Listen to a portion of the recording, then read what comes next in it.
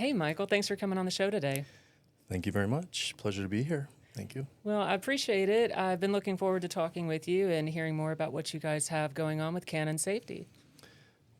I have a lot to talk about. So that's I know good. there's Yes. a lot of layers, Yes. and I Yes. know it's not something that you could really just put into a few simple words, but you guys have really come a long way in supporting the Permian and been very innovative with your approach to safety. I'd like to think so. I think when we came out here maybe 8 years ago, so we're originally from East Texas, and that'd be 35 years ago. So I joined Canada about 6 years ago, and we had just been in the Permian maybe 2 years. So I think we were kind of like a boutique firm out here where nobody really realized who we were. And so fast forward to today, I think we work for most of the major operators. We're still intimately involved at an executive level, which is maybe different because we're not the largest, we're kind of more boutique, but I think that's part of our success. So kind of the integration that way. And then started my technology-wise, we were able to pivot really quickly, so we added some things that create a lot of transparency. From just it's not too exciting to talk about safety, I guess, so, but there are some cool things we're doing. Most of it is to create the trust with the operator, because they don't want any problems from anybody, especially on the safety side. They want your stuff to work. They want you to show up on time. And when you're doing their inspections, there's things that they want to see. So we've kind of refined what that looks like, and I guess create a lot of transparency through our technology, which we share with our clients openly, and then immediately kind of the trust gets created. So. Well, and I know that you were telling me when we spoke before that it's really about the fundamentals, being reliable to your client and kind of being ahead, because with safety you want to be preventative, but accidents do happen, and you guys go to location if there's a call out, a gas leak, any kind of situation, so you've got to be ready for all angles. So part of the biggest challenge of any safety company in the Permian Basin, because of the vast, we go from anywhere from south of Big Springs down to Big Lake, Fort Stockton, Carlsbad, Artesia, it's just unbelievable, right? So, and if you're watching drilling rigs, you have to be able to respond and get there in a reasonable time. Usually it's within an hour and a half, you're pushing it, but there's downtime. And then we become the issue if there's, we're not getting out there fast enough. So you have to staff appropriately.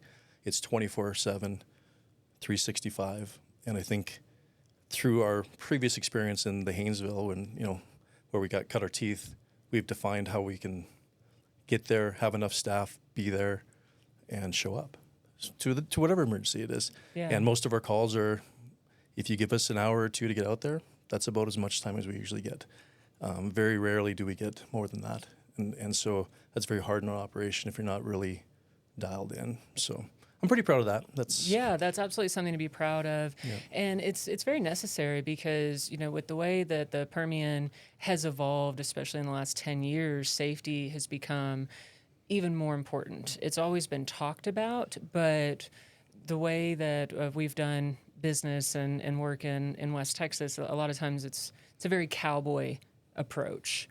Yeah. And you do your best, and hopefully everything is going to work out, but a lot of times it doesn't. And so companies have taken safety a lot more seriously and really taken the preventative steps to have safer locations. So amazing comment, because that's totally how it is. So when I first came to the Permian, which was early 14, and I was in South Texas before that, the money that flowed into this region to just drill, there was a lot of running and gunning, and I would call it maybe slightly Wild West at that point. Through some of the downturns that have happened, some of the reallocation of money through 16 into 20, where the COVID hit, it slowed the activity level a little bit as far as just the way they're fiscally more responsible with their money. And so they're putting more objective into high efficiency, high safety. I just came from a quarterly safety meeting at a Tier 1 operator 2 hours ago, and that's all we talked about was stop work authority, take a minute, we're okay with it. And that wasn't the case, I would say, probably 10 years ago. Right. It was more just... Get it done. Yep. So, and that's the business we're in, so it's a real a challenge for us because we have to kind of be chameleons as safety people. We're not going to, some people want us to go out there and if we see anything whatsoever, stop the entire job. And that's how it used to be. And so, but a lot of them don't want that. They want you just to sit in your truck and we'll call you when we need you. Yeah. So that's kind of fading away more. And the active engagement is expected more today. And that was reflective in the meeting I just came from. They got our backs and no one's going to lose their job. I bet that's a great feeling, very validating that as you guys evolved and you've really put out more services, programs that you've developed, that these operators can hire you to train their employees. You were telling me about. Yeah, so part of the unique thing that we got involved with was with the Tier 1 operator about 5 years ago. We introduced a program into a bid for line strikes. There's like a spaghetti factory out here, literally, when you get out there. So with as old as the field is and whatever else. So we were tasked with a bid to kind of come up with a program to mitigate line strikes. And part of Canon's approach was to have a hands-on approach where if we get a hold of the guys in the field that are actually putting the shovels in the ground and we build a program around those guys and we bring them in, let's see what happens. I think that's going to be better than just posting posters on the wall, even though awareness is important, but what about the guys? So we came up with a great program and got vetted through EOG, and I got invited to speak on behalf of the program a year later after we'd proven that this was a value to them, and value being that they went from X amount of line strikes down to almost nothing, just a fiber optic line that 1 year. So what an amazing difference. I mean, when Matt and I talked about it, we're like, this is either going to work or it's not, and it's going to be the first year that's going to, did we make an impact? And then here we are 5 years later, and thousands of contractors came through, and we're making an impact there. So, and I got to go speak about it, and that was fun, to kind of share. I'm sure everyone's looking to share it, and I feel like because Canon works for a lot of majors. When I get into these meetings, they're actually keen to know what someone else is doing. And it's not because they want to out safety each other completely, but they're actually aware of what am I missing? Maybe they've seen something different on their locations. Is there something I can do? And that's just like reflective of the meeting I came from. It was just everybody was welcome to speak. They're hearing everyone out. VP level people are there and they want to hear. But that program for line strikes was a really successful, fun, very in depth, many meetings to get there, and then here we are. Continuing that program, so that's fun. It's really refreshing to hear as a field worker because I've been on location where a one call hadn't been made and should have been. Obviously, it's required. And proper paperwork, documentation, all of that. There was a line strike. We saw the repercussions. Thank goodness they weren't severe. It was a warning, but it was a major warning because it was a high pressure line that had gotten hit, but only the coating had been nicked. Right. It was a very seasoned operator, but he did not know that line was there. It wasn't clearly marked. And so we went through a lot of preventative from that point on. A few people lost their jobs. That job got shut down for a couple days over it. I think there were a couple others that had as well because there were so many line strikes in the area. For sure. Like you said, the spaghetti lines out here, a lot of them are foreign. They're not clearly marked. And so doing the one calls, hydrovacing, all of that is crucial to preventative. But for the field workers to actually go through a training program, like you said, the boots on the ground, because a lot of times the procedures and the communication get lost. Yeah, so everything from understanding what a tolerance zone is, having the guys, we actually have them take out a measurement tape. They all have to show us what the tolerance zone is, what that looks like, what potholing is, why we pothole, to look at the variance. I mean, we've seen, you got to realize the crews that are being sent out to do, the line finding, so to speak, those groups, they have 30 to 40 tickets a day they got to get to. And sometimes it goes a little quick, and there could be opposing lines that they don't know what happened. I mean, one of the jobs that I was on just to go see how it was going, they had something like 30 crossings of other companies' lines just to get to where their facility was, right? And so with the amount of acquisitions happening, especially this last year, with whatever the $250 billion, but I mean, there's that who owns what can get lost in translation. But what we're doing is we are going over one call. We're going over the one call with the guys who've never even heard what that is.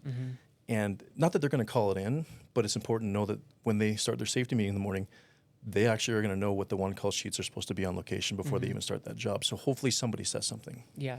And to this point, we're continuing to train and we're continuing to do the program. And I think that's an attribute to getting down to the roots of the guys doing it and looking them in the eye and giving them practical skills to understand what's happening, even if they're not the one making the call. That's made the biggest difference for sure. And I could see that being empowering for field workers, and like you said, even with the tier one operator, encouraging stop work authority. If you see something that's not right, if you smell something, there's so many hazards that we run into in the Permian, in the oil field, in this industry. And so to understand what's going on, and like you said, being able to understand what's being discussed in the safety meeting, but also knowing that if you see something that isn't right, to speak up. It is a mixture of trying to slow down a little bit. It's a mixture of encouraging that with your group, know that they're not going to lose their jobs. It's a mixture of the amount of new people that have been in the business from the 16 downturn who left to the 20 COVID who's left, and the amount of rehiring that's still happened that we're still trying to recover from. You have so many new people, and who don't have the experience. You know, I can remember back when 16 happened. You know, all the guys that I used to talk to in the offices were 55 and over. Okay, those guys got wiped out.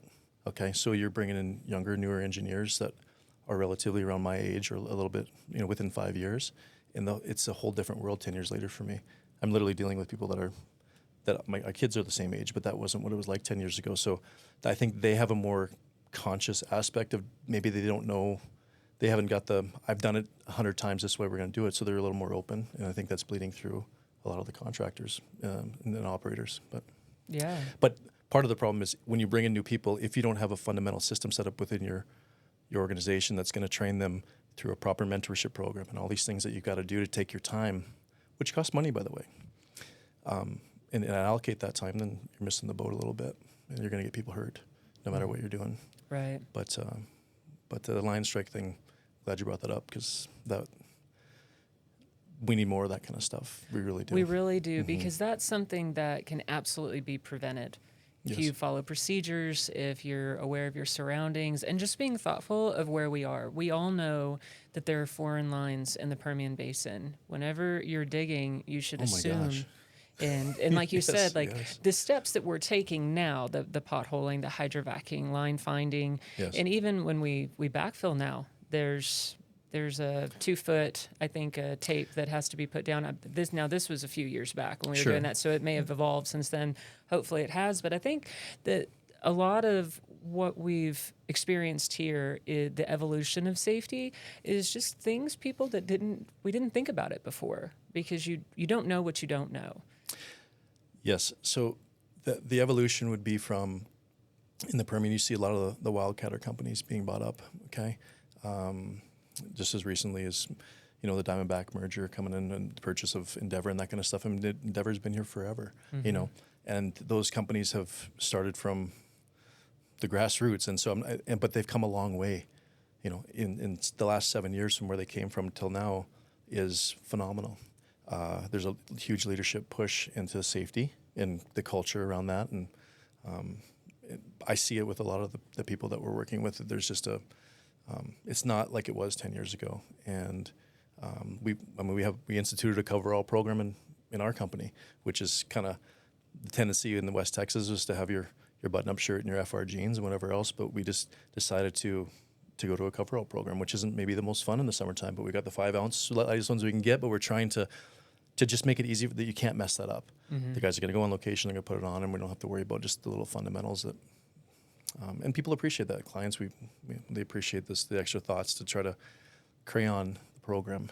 So you're mitigating those kind of things. But, well, and then something that's also, I'm sure, a burden lifted for your clients is that you're a third-party contractor coming in to take on some of that liability of the safety procedures, and also if something were to happen, if there was a gas leak, you guys come out for that as well. That's right. So the age of the fields out here, this goes back a long ways, right? So some of these older fields that have been, you know, CO2 flooded or water flooded or whatever they've done, introduce bacteria in there. Even the recycling of the water that they've been doing, which is saving freshwater use on fracs a lot. But sometimes you get run into where the water ponds that they've done, they've got a little bacteria introduced, and all of a sudden they're shipping it to the frac. And so we're introducing that sometimes into the formation over time, and there's a lot of gas out here, and it doesn't take much. 10 parts per million, you got to wear a mask, and so it doesn't take much to get there. 100 parts per million, it's immediate danger to life and health. And so all of our contractors we work for take it very seriously, whether it just be open a quick valve to do a change. It might be a 30-minute job, but we're out there. And maybe the old cowboy way might have been stand up wind and just crack it and go from there, but you don't see that much anymore. That's kind of phasing itself out. So as it should, because we don't For sure. we don't need to be like that. And also, if you look at the old cowboy way of doing things, like when we did business in the oil field without cell phones and GPS and Right. Bluetooth, like where we're at just in our society, we can do better than that. Yes. And more efficiently.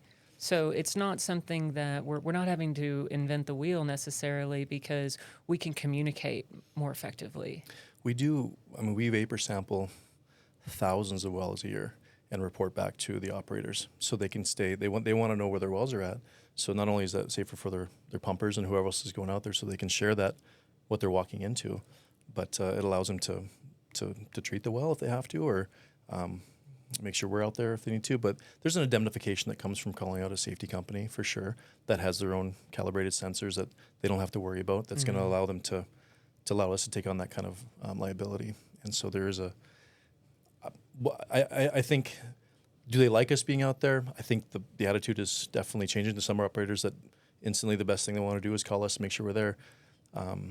But it's being more productive that way for us. But it's also been a time where I feel like sometimes when it comes to safety, they treat us like a trash trailer. Sometimes we're the last one to call, last one to know, and we're always behind the curve to get out there and get things done. But I don't know if it's because I don't think they don't take it seriously. But even some of the other operators, there's some behavioral based thoughts that they've got to get into. Maybe stop pressure washing our sensors and things like this. That even we spray paint them certain colors, make sure they stay out of the way, but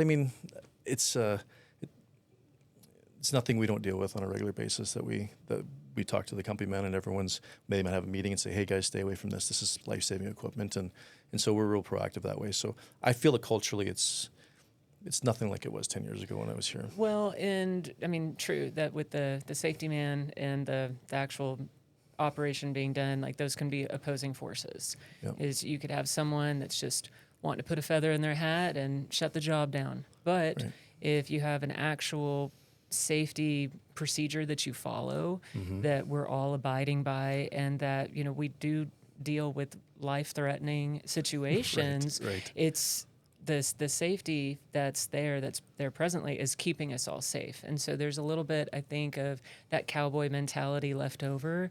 Yes. Because it is hard to make a friend with the safety man. It is, and to be safety, everyone kind of thinks you're someone that's there to kind of slow the work down or whatever. But just out of this, to reference the meeting I just came from, it was just we talked a lot about just supporting each other.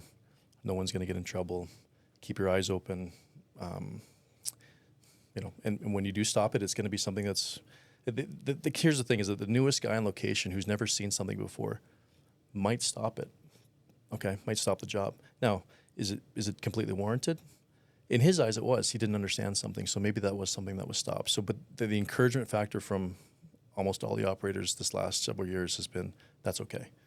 And like I said, in 13, 14, 15, nothing was going to stop it from happening. And they might not like to admit that, but we all feel it, And just like we feel like our response, if we don't get there fast enough, there's 30 other safety companies they can use. So we got to be quick, but don't hurry. Okay. Right. The roads out here, we could talk about that for a whole podcast, what it's like to drive around this area. And we drove 1.66 million miles last year as a company in the Permian Basin, and no incidents, thank goodness. But it could be just as quick as a water truck taking a left turn that they didn't think they were going to do, and the sun's coming down at the right area, and I've seen fatalities, no doubt. So, but we have a be quick but don't hurry policy here. So, and the more you prepare, the less you're going to have to rush. So we have our shops are kind of our pride of what we do, because when you come in, you're not rushing to find things. There's spots for everything. It makes sense. And then when you're going through emergency response situations, you don't have to think 3 times. It's right there. So we do a lot of mitigation factors to make sure that we're not putting ourselves in danger just by rushing, just to get there. Just because Right. if we're not, we lose the job. And clients understand a little more now than they ever have. But you don't want to have a rig crew stand on the side of location waiting for you for 3 hours. That's not a good look either. So No. and sometimes it's hard when you're out in the middle of a state line road and you're trying to make it. You can only go 10 miles an hour. You know what I mean? But that's everybody. So Well, and that's the nature of this industry is it's changing every day and you don't know what's going to happen. And so you've Right. got to be ready for anything. yes, You've got to prepare for everything. That's but right. then you run your daily fundamentals of just that's right. running your staff and And to talk about like daily fundamentals, like even on the drilling rigs and stuff, like there's certain clients of ours that run drills weekly. Okay, that they do. We've done it where we've had a man down drill. We've had drones over top of the rigs that they don't even know is there, and we do the drill and they're timing to see that they're trying to get 2 minutes to everybody at the muster stand. wow. So we've done all kinds of fun things over the years with operators to show them how each rig crew is communicating, and then that's where you come in after and do a review, and the hope is to make sure everybody has an idea. But the less you do your drills or your BOP drills or whatever they've got to do, or our drills where we're mustering up, then it becomes the be quick but don't hurry thing goes out the door, and you're sliding down the stairs and guys are falling all over the place because they've never practiced it, right? So right. And people are very quick to panic. Yeah. I mean, everyone wears a 4-gas monitor or at least an H2S monitor on their chest out here for a reason. Mm-hmm. And our sensors aren't sucking in air all the time. They're ambient. I mean, that's what they are out here. So the wind does have to blow a certain way over top of that. Now, they're placed at a specific spot. But your number one thing is you better make sure your personal gas works. Mm-hmm. Okay, so that, a lot of our safety meetings when we're out there, we're bumping guys' stuff before the job starts, okay, just to make sure it happens. A lot of times I've seen stuff with oil-based mud, and we got to scrape it out, double check if Yeah. it works, and all that little stuff. So just take care of yourself. And You know? not getting complacent. I know that's one of the major causes of injuries is complacency. Just oh my gosh. not like being so used to your job that muscle memory takes over, or you're in a daze, you got a holiday coming up, you get complacent and you lose focus. You can see that on, I don't have to just point out our company, but you could take a frac crew where they've been rigging up iron. This is their 30th frac they've done this year, and the guys are down there, and maybe they got a new guy that's hammering on the the wing, and some guy walks behind him, and he's not watching a swing radius. I saw that even like in 2012 and 13 South Texas stuff. I saw a whole entire frac crew companies get run off because they were hiring guys from McDonald's. Yeah. And it's because we're trying to meet the demand, but that doesn't work, and that's not going to be a long-term strategy. So I think everybody's grown up a lot from there and realized, yes, we're still under demand, but we're doing our best. Even part of our new hire program, we've extended it out well past what we used to do 10 years ago. People are coming in, spending time. They work through our shops for full weeks at a time to make sure that they understand each step before they ever go into the field. Where maybe in the past you would hire somebody, and I'm not just specifically talking about us, but within 3 days they're in the field. Mm-hmm. You're asking for problems. It's just Right. So trust but verify. There's a little bit I think that was implemented at a time with putting a green sticker on a hard hat or wearing an actual green Yes. hard hat, but that's not training. That's just letting everyone know that this person doesn't know a lot about what's going on. Yeah, like if there's a problem on location, the superintendent shouldn't walk up to the guy with the green hard hat on, or the green sticker or the green hand. And again, but awareness puts that guy not in a position to fake that he's going to know something he doesn't. And sometimes it's even good to do that when people come from other companies. To give them a green for a shorter period of time, possibly, depending what level they're at, but at least gives you some indication. It's not a bad, to have a short service employee program is definitely necessary. Otherwise, they're not going to be put with a mentor, and then you're going to be. We found clear and decisive direction daily is really important for most of the hands or technicians or whatever, because when they start making their own decisions with not enough experience, you're putting yourself at risk. So, Absolutely. like that, And there's a lot to learn about being on a location, whether it's a facility, a drilling rig, Correct. on a right of way. Like you need to know what the equipment does, what the blind spots are, Correct. how like you're saying, like if something does happen, like do we know where the muster point is, things like that are basic. Right. But up until 5 or 6 years ago, it was something that was more just implied, suggested, or assumed that people know. You assume that we all have this basic information understood, but not everyone does. Sometimes telling people once isn't enough. Okay. Showing them is more important. So we take that approach. We found the guys that work within our organization. I'm sure most of the organizations out here that are service-based, they're more apt to learn when they put their hands on something than if they just read it in a book, for example, right? So, yeah, absolutely. So we take a little more hands-on approach. We call it an OJT program, which is on-job training. So they're with a senior technician for, they could cost us $10,000 just to train one person, okay, through the system. There's no H2S school to go to that's going to make you the best H2S technician in the Permian, for example. So it's internal. And if you don't have a structure set up for that, you're going to put some people at some risk. So we're pretty proud of that too. We've got from HR to myself to our head of training is there. Even Matt gets involved. That's our president. We're all involved in new hires. And so that's the boutique-y part of our organization where I think that's a real vital part. And I know there's larger organizations that do, maybe they've got 1,000 employees, but they still have it's very important for the leadership to see and talk to those people. Because at the end of the day, I'm the one, and so is Matt, making the promises to these clients. And there's simple promises like we talked about, showing up on time, being actively, listening, engaged, aware, proper functioning equipment. They've got something valuable to say, right? Knowing that their job is significant, okay? That there is lives at risk if you don't do things. If you're going to do a hot work permit, you better make sure your foregas is calibrated and it's functioning properly. Oh, yeah. So when you do that reading, that you're not going to have a tank blow up. That's, we've got to put our names on that thing. We got to log everything. There's some critical tasks that happen that apathy or complacency will get somebody killed. So not skipping steps there would be really important. Yeah, absolutely. Well, it sounds like you guys have a lot to be proud of, and you have really fine-tuned a lot of where the needs are out here in the Permian. Yeah. What would you say that you've noticed is the growth of the Permian? Like where have we really got it figured out, where the industry has come together and adopted safety as like not just important, but taking it to the next level? I think there's a lot of coalition groups out here that have come, I think the Helping Hands group is a good example.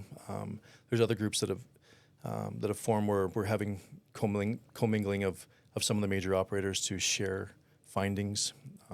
That's a growth phase, so we're not just competing against each other. I feel like when we share, like it's like we're doing now, goods and bads and findings, that everybody's winning.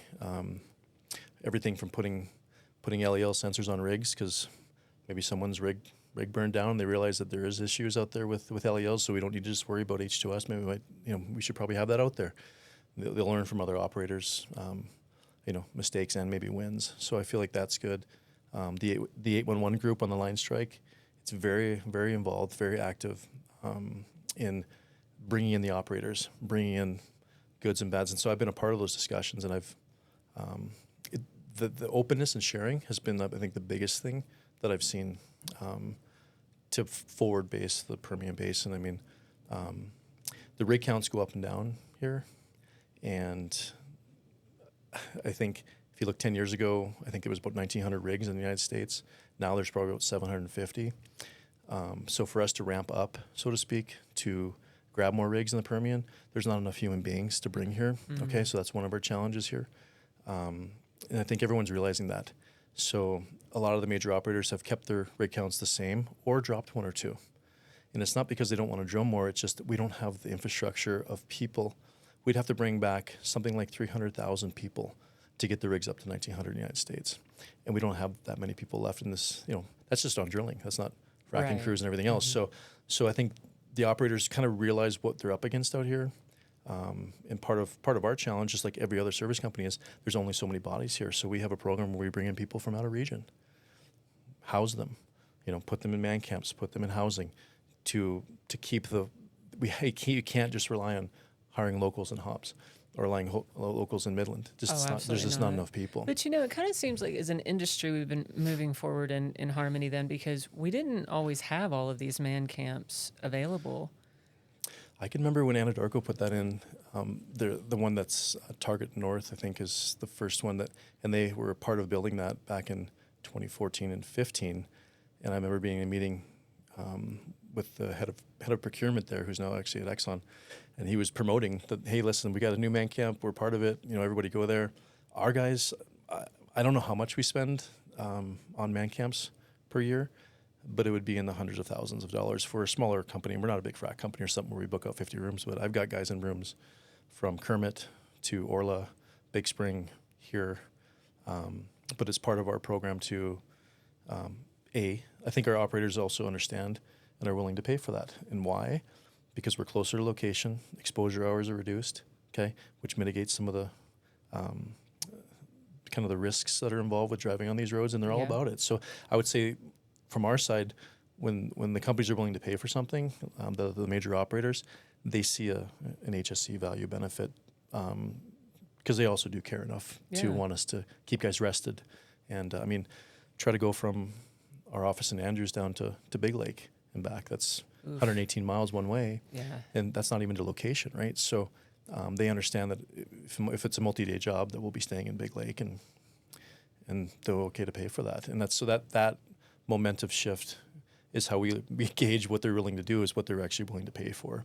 And so that they kind of put in their money where their mouth is with that. And you're right. I can see that the quality of their care, that the guys are rested, that they're not having to stay 2 hours away from their job site, because I've done that. I've had to drive.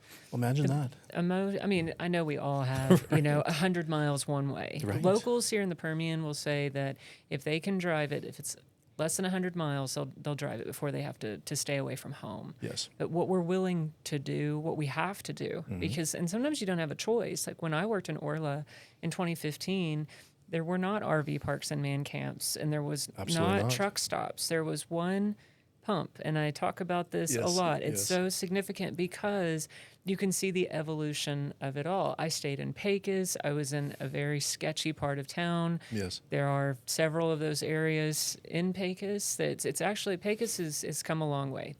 They've put in quite a few businesses and restaurants and things that were not there, and so I admire that. But a lot of the Permian Basin has been undeveloped. It's a very desolate region, and so it's not exactly prime real estate to just go invest in a property unless there's a reason for it. But everyone has to be involved in that, because to have the workers in these man camps, the work has to be here. Correct. The companies have to want that to provide the housing, or to be paying enough to where they can afford the housing, because staying in Midland, Odessa, as we all know, is not cheap. No. And you have to be able to afford your rent, your lot rent, or your room, and there's also been a lot of times where like the work is booming and you can't find anywhere to stay. So to have all of this housing brought in, there's so much good that comes out of that. Yeah. And then if you want to get on the housing topic really quick, but there's a quality of housing too. Okay. So we do deal with multiple housing depending on regions. There's, but not that this is some like Target Lodge thing, but we've had some success with them for sure. No doubt. Their food's good, and there's always like food competitions going on between each of the man camps. Who's got the best food cook, where they're coming from, and from Louisiana or wherever else. Oh, and that's so, awesome. Yeah. So that's fun. That happens. Yeah. It's like, for example, in South Texas, there's a lot of the man camps down there are pretty desolate. There's not a lot. The food is mostly not included. Here, they'll include food. And so if I can get a guy from a region to come out here, work for us on a rotation, we put him in man camp. He's not spending money on food. It's all part of the deal. There's a lot of value to that. Imagine living in a small town somewhere and coming out here, getting your lodging paid for away from your house. You're not having to buy your own rent and split the room with 4 guys and try to make it affordable. So we've done a lot of things that we've financially committed to make guys' lives easy to come out here and function. And the man camps are a huge part of that for sure for us. And we have other housing as well, but primarily, and the operators being okay with it. That there's times where per diem never wanted to be seen again, for example, and things like this. Yes, You know, so that was and, I mean, huge. so it just there's a lot of things. I think when in 16 came around, we all have to dive really deep, and like we're not publicly funded. You know, we're our own group, right? So we have to cash flow, and part of our thing is we're fiscally responsible and we own everything cash, and that's a real proud thing for us because we Absolutely. can take the hits. So when things come down, what happened in 16 is they saw where everybody could go, how low they can go, and it how hard it is to climb back up. So and I feel like that momentum is coming too. Not that the wallets are open like they were in 12, 13, and 14, but there's some movement upwards, and they understand that the cost of living's up. Manpower wants to have more; they want more money, but they have to because inflation's high. So some of the geopolitical pressures they're recognizing as well, and oil stayed high, you guys. I mean, it's been, when you're over 80 plus on average for the year, we're doing pretty good. A lot of these operators can function at 30. Okay, and 16 proved it. How they were able to move money around, and the hedge funds were smart, and they were able to get us through that. And so we're getting some payback. We're having some consistent. I'd rather see where it is right now, where we would just stay there, and people would just line out what they're doing and become a little more efficient on their operation side, so they can get money that way, and then allow these service companies. I mean, we aren't a dime a dozen, to be honest, and you have to be partners, and that's my whole goal. I mean, and that's where we just speak the truth, and we create transparency, and I think that's part of our little company's strength is that, we're small but mighty, and to be in business for 35 plus years, never gone out of business, never been bought out, offered multiple times to have that happen, but we just kind of stay in our lane, and that's been a good strategy for us. So not get, I like nice things, and so does Matt and our whole group, and most people do.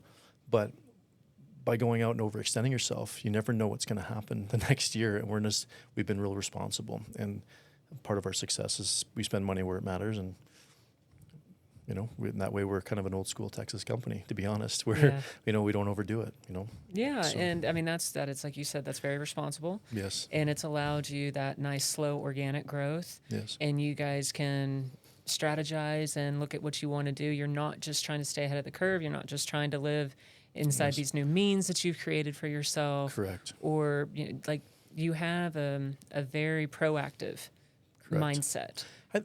I think we do, and we talk each other.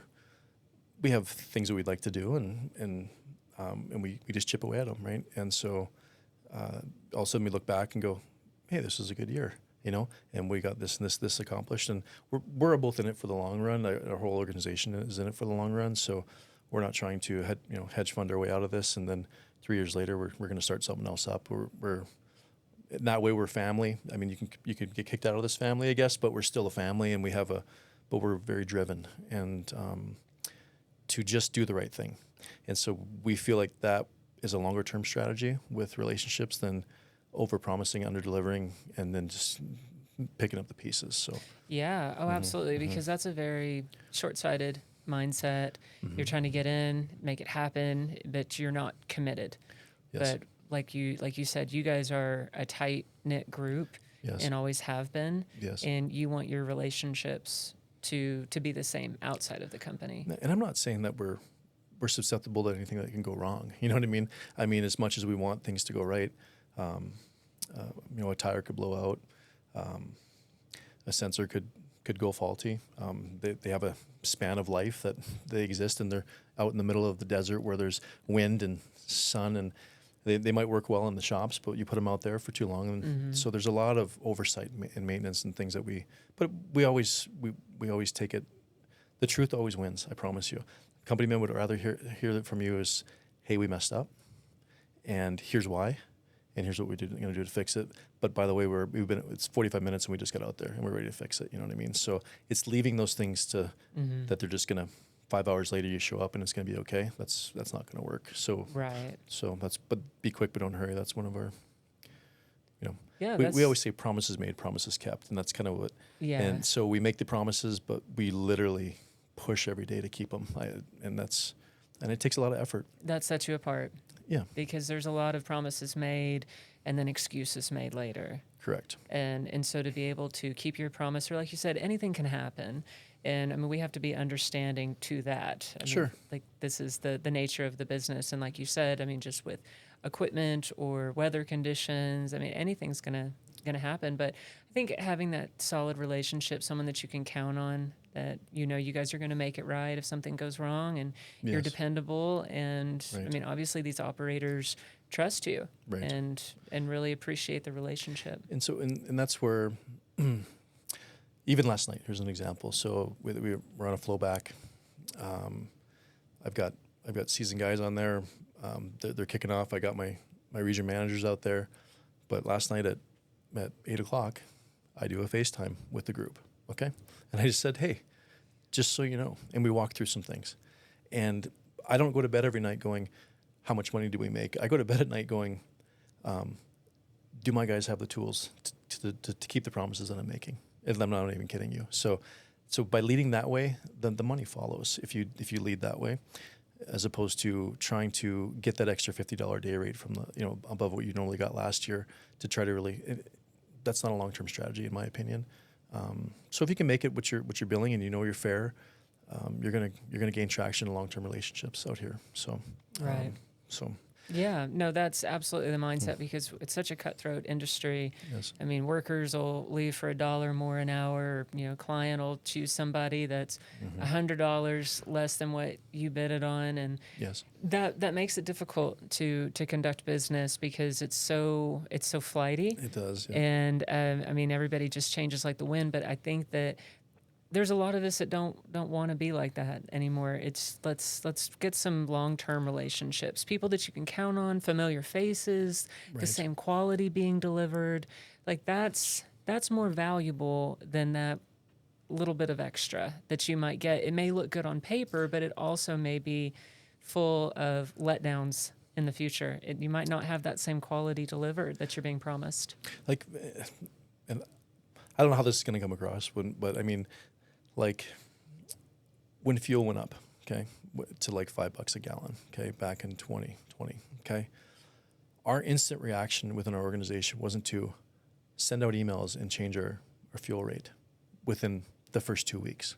We literally waited probably 5 to 6 months to find the average of what that was, see if it was just a geopolitical pressure that was maybe going to release, and then just go down. And when it didn't, okay, it was a well thought out, crafted letter referencing the reasons that the price of fuel went up, what it looked like over a longer period of time, and said, here's why we'd like to go to this.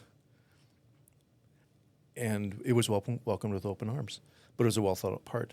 It was the thoughtfulness of so those it, kind absolutely. of things. Yeah. So it's like, I mean, that someone might look at this and go, well, that's stupid. They lost out on 5 months of taking it. Well, on our part, it's like a long-term strategy. If someone was coming to me like that and I was on the operator side, I would really appreciate that. And they would be completely transparent. Sure. And they might have said, dude, you could have came to me 3 months ago. And I probably said, well, I could have, but we wanted to see if it was going to break or not. And Well, yeah, so- because you can see that like just in our social culture in this country, people are very quick to react. Yes. And react to in usually a negative way. It's it's panic. It's going to the store and buying up all the water and Right. sitting in line, getting gas, like doing all of these for things sure. that are they're not necessary. Yes. But whenever you are thoughtful enough to wait it out, but keep in mind your operator, your client, like how is this going to land on them? Oh, you have Because whenever have you to get consider it. just an unexpected, abrupt email or a text message or a notice in the mail, it's like, okay, sorry, your prices are going to go up starting effective immediately. Like no one's going to digest that and I feel can- the same. I can tell you, Breezy, that and Matt and I have been through this many times, the downturns, okay? So we probably have PTSD a little bit about just, getting the emails that say, you're going down 30% in your rate today, or otherwise you lost. And so we remember those things, okay? Yeah. And the panic, most of these companies aren't hedged. Some are, but a lot of these major operators still aren't hedged. They'll just rack their rigs right now. Like and when COVID hit, I mean, within 6 to 8 weeks later, I mean, one of the tier one groups had racked almost every single one of their rigs. One left 4 up, out of 19. right? So we're always going, and then we get the emails that either your equipment's coming in, we'll tell you when it goes back up, and then you just got to suck it in. And so that's where the extending of this portion, a lot of it is, they're also unsure themselves where the market's going to go long term. So that's why their reaction is so quick, especially when you're not hedged. A lot of the smaller operators will be hedged, and maybe they hedge 25% or 50% of what they're doing out for 2 years just to make sure they've got some operating expenses covered. And then they're going to just let the market dictate the rest of their flow. But we stay completely in tune to geopolitical pressures and things that we have to do to guess where we think it's going to go. And so that's why we're so proactive that way, that our reaction being, you're taking the cost on today, we don't see as a long-term strategy. I'm not saying that's 6 months isn't, but I remember that. I remember talking about that. Matt and I talked a lot about what we're going to do, and we said, okay, you know what? I think now's the time. And then we put the time in. So I always think, if I'm them, what would I appreciate? And so that's part of our other little strategy where we don't panic. That's good, especially being an emergency response. Well, yeah, I mean, so maybe that threads into what we actually do. Well, mentally, you guys are already there. Like, it's like, be thoughtful about, be prepared, but don't react, because you have to really weigh out what's happening. Yeah.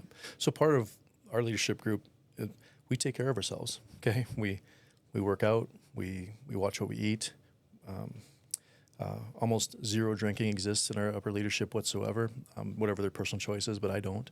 And it's more because I want to, in the mornings, I want to be able to fire. Yeah. I can't have anything. There's enough stuff going on that I can't put myself at some deficit. You don't need to fight yourself internally because you're not feeling well from a self-inflicted night of drinking. Well, yeah, I mean, yeah. And it's like, I'm not saying it's not fun to have a glass of wine because you're celebrating somebody, but everything we do is with a purpose. And so that's probably why we have such a connection within our group anyway. We are aligned, and we're not fighting egos here. We're trying to win. That's huge. And we know that's something about our organization. If you ever to meet anybody, no one's coming around here puffing their chests up. We just have a mission that needs to get done. We have a sign in our shops that says, pride starts in our shops. You know what I mean? And this is part of our cultural push, is to, I believe we're proud of what we're doing. That you're going to be certainty for your family, because you're going to make more money than you probably ever could anywhere else. You're going to be significantly contributing to something that matters, okay? Which is, I don't know, saving someone's life or being there. Or all the tasks that everyone's doing is providing for actually the United States in some way. But how we come in as a significant provider of some sort of safety oversight. Mm-hmm. So if you can give those things to people, typically they'll buy into what you're selling, which is that it's of value. Mm-hmm. And why not live a noble life of something that's actually something worthwhile to aim at? Yeah. How about those things? Mm-hmm. And so we try to bleed that through our group. And so some people never get it, don't get me wrong, okay? But sometimes the last person that ever encouraged them was their high school football coach. Oh, yeah. Okay, you know what I mean? So that's the truth. So it's like, well, so we encourage them to be great people. We encourage them to tell the truth and walk towards something that's noble.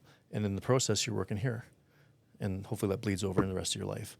And then people have I'm a huge proponent of that kind of talk and rhetoric, and demanding the best and wanting to win. Because if you don't try to win, the only option is to lose. And we're not willing to do that. So we push towards that part. Yeah. It seems anyway, like something like that. Yeah, you've got it. You guys have got it figured out pretty good. Well, enough where we accept that we don't make all the right decisions, but we hive-minded a lot within our organization.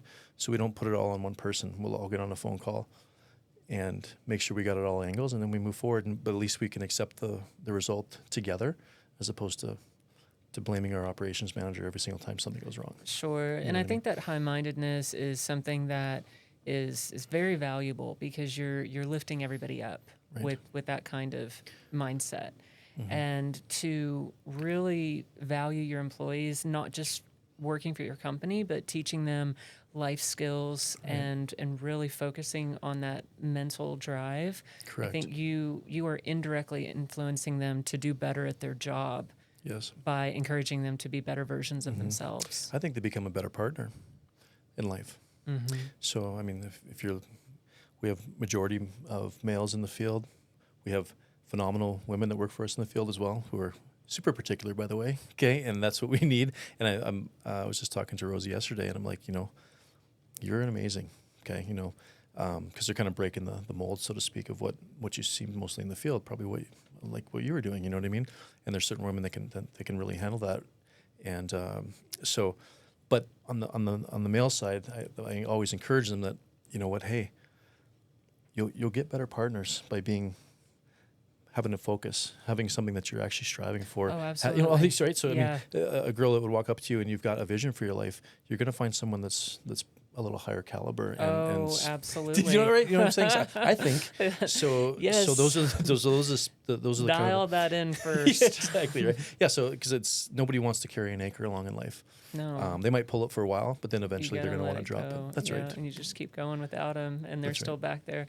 Yeah, Which I is get kind of diving that. deep here. We're diving deep into human psychology, but at the end of the day, if you're not having some sort of depth of conversation with as a leadership of some sort of people that have something that you're going to talk about that's noble and ambition, then maybe you're missing the point. Yeah, no, I agree, and I think that it's very thoughtful, and it's a very unique way Right. of communicating with your team, because you're talking to them as individuals first. Yes. You're not just looking at them as employees that are punching in and out or filling a position. It's really about unifying a team of different styles and minds and backgrounds, but Correct. everyone working towards that same goal. But when you're lifting everyone up like that, Right. you guys are reaching the goal on a higher level. That is the goal. So that yes, exactly. I mean, so I get it's and there's some people that just, to dive into this for a second, like some people come from chaos. We don't know where whatever their life was, it was a little bit chaotic, and sometimes when you level it out for them, it's almost uncomfortable. Okay. Oh yeah, Do you know what I'm saying? That's, And that's very true. and almost would rather dive back into the chaos. And so, some of those people, we can't stop whatever they've got Sure. going on. Yeah. But it's I've seen it where it's like, okay, now I have a steady income. My family life is good. I've got money in my pocket to spend. All my bills have been paid, and it's like I haven't lived like that for 10 years. Yeah. And it's honestly, I've seen it where it's freaky for them. It can be foreign. Yes. Yeah, And absolutely. because you actually have to take responsibility for your actions at that point, because now you've actually figured something out, right?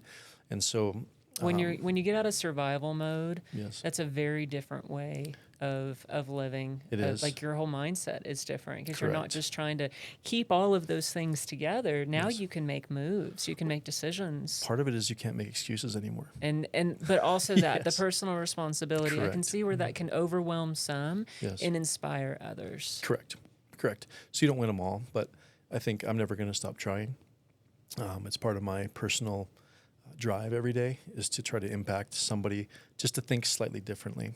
And my life hasn't been a box of roses, for example, but then sometimes once I know somebody, I share a little bit with them about what that looks like. And because a lot of times they go, oh, he's here, or he's got this position, or this is, how do I get your job, or how, all these things I've had over the years of people to say. But I work really hard at it. I work really hard to be level-minded,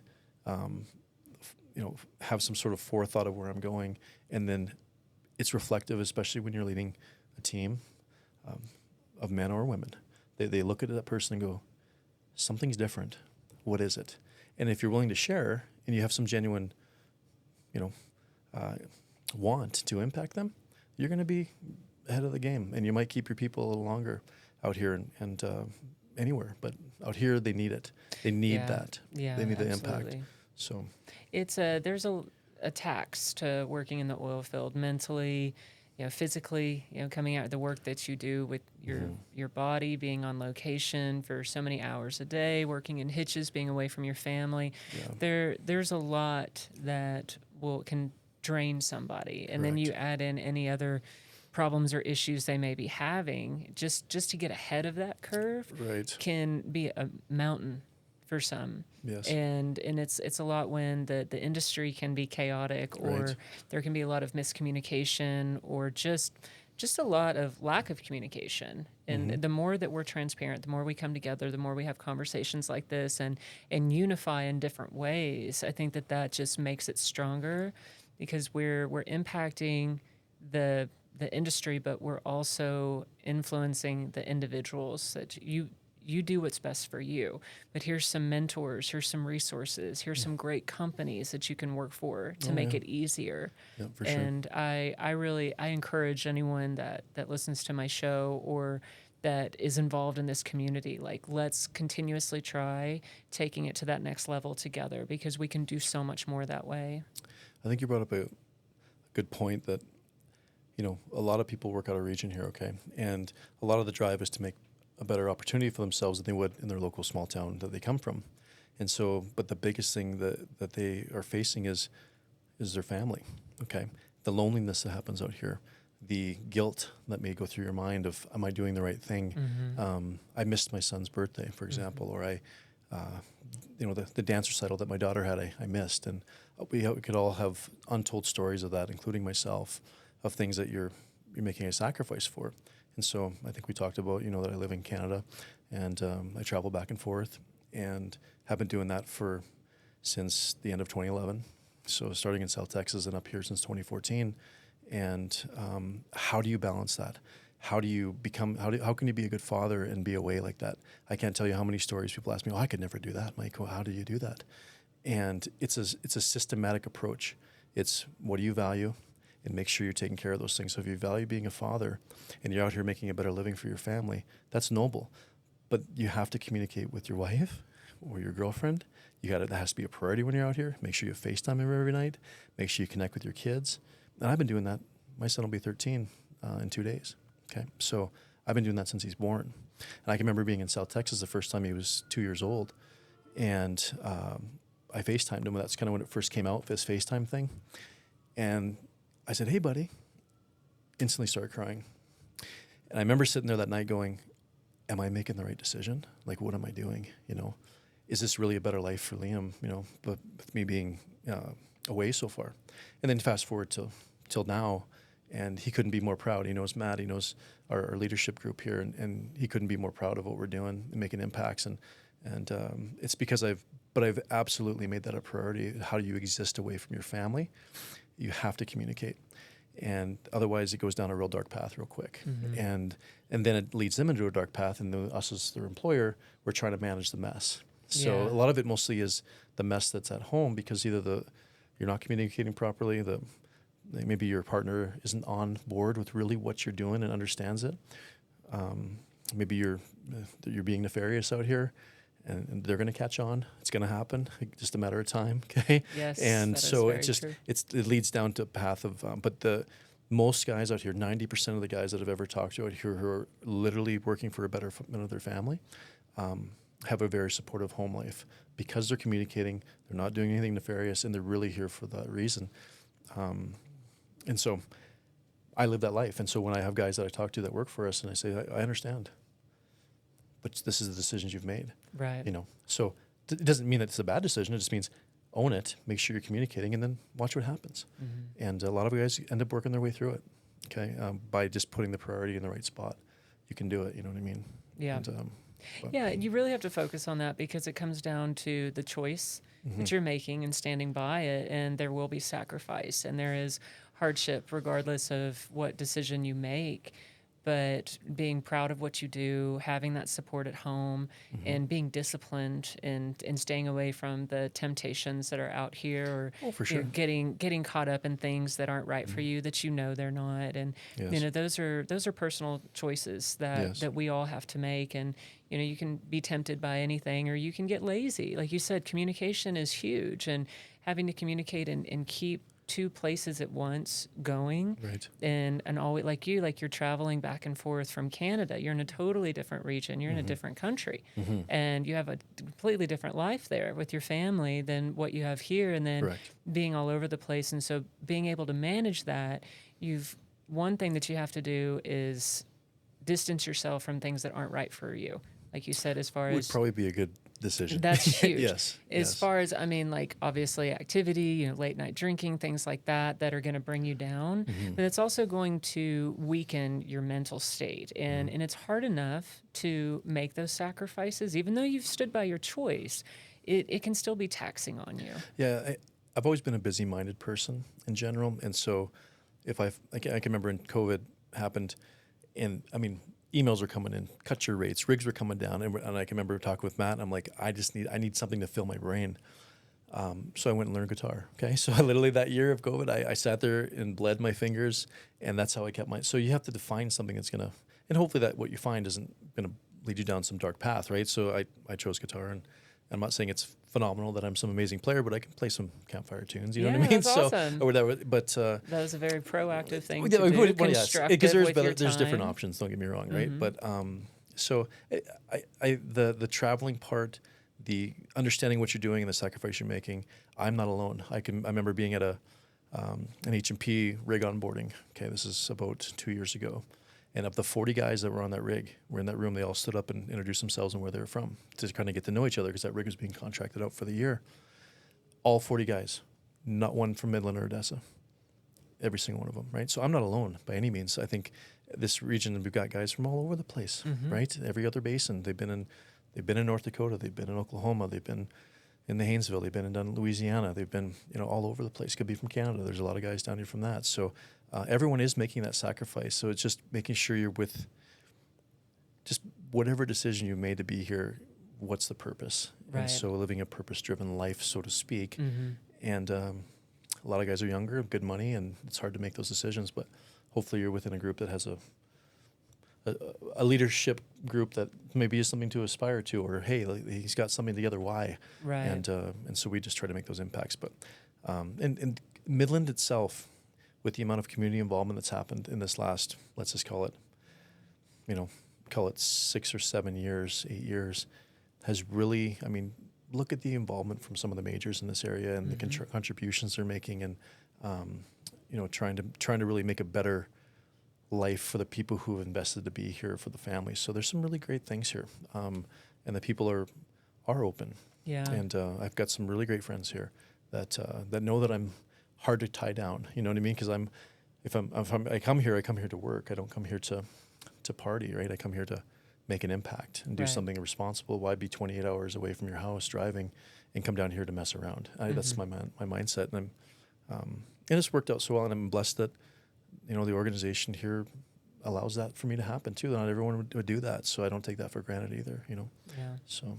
But Well, anyway. that's awesome. So anyway, stuff like that. I loved hearing that, Yeah. and I appreciate it, Michael. I do. I think the mentorship out here has become so vital to the lifeblood of a lot of the workers, just dealing with a lot of those hardships and feeling alone. Like you said, the loneliness is a big part of it, and that's something that doesn't go away. And so having leaders and people that have been in the industry and have that mindset, like, it's very refreshing to hear, because it's so needed, and it's very valuable. So I really appreciate you coming on today and discussing all of that. Hopefully some of it resonates, and everybody has their stories. So I appreciate the multiple conversations we've kind of had. So it's been good. Yeah, we've definitely we've covered a lot, but I'm really grateful that you came on, and loved hearing about what you guys are doing at Canon Safety, and I look forward to seeing what you guys come up with in the future. I appreciate it. Thank you very much. Thanks again. Okay, thanks.